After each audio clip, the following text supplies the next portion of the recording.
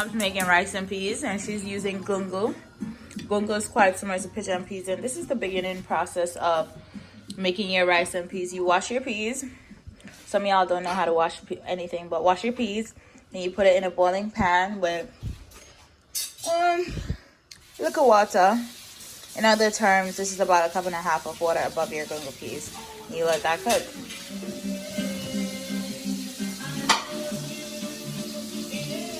Peas boiling. All right, so traditionally on Sundays, we make coleslaw in Jamaica, but we kind of prepared a little bit different from, I guess, the American coleslaw. But you start by chopping your cabbage, which is what my mom's doing. As this is a beginner cooking channel, I'm learning to do most of this, but I do know how to make Jamaican coleslaw. So you chop your cabbage, and you also don't want to cross-contaminate. So we have separate chopping boards in my house for vegetables and meats. We typically use the ones made of board for vegetables. All right, so while the peas is cooking, you want to keep your pot like this. You want to go in, check on your gungo peas, and you want to cover it back, leaving a little air to escape. This is optional, but a lot of people do add sweet pepper to their coleslaw.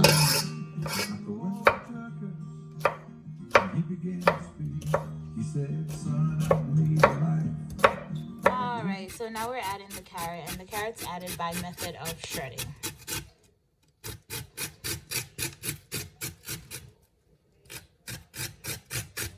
And this right here is the magic behind many Jamaican dishes. It's called pimento, or for some allspice, and we're gonna add our pimento into our peas now. Now we're checking our pea. Our pea probably boiled for about 45 minutes.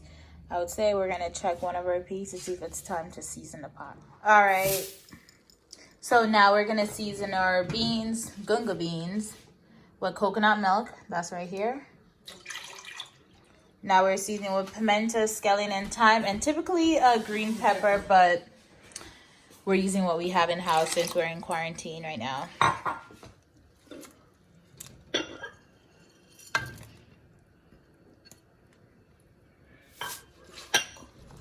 All right, now you're stirring and allowing it to cook.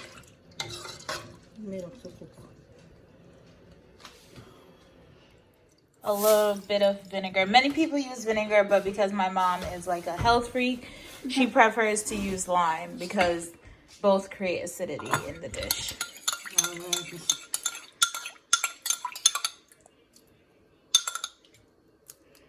Sweet tangy.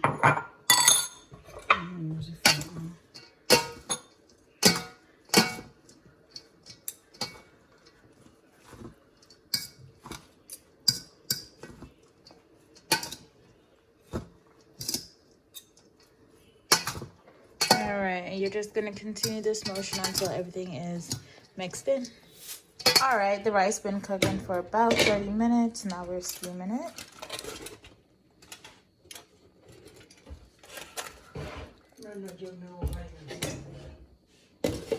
So once you've allowed the rice to cook for an hour in the coconut milk and the seasoned pot, this is it.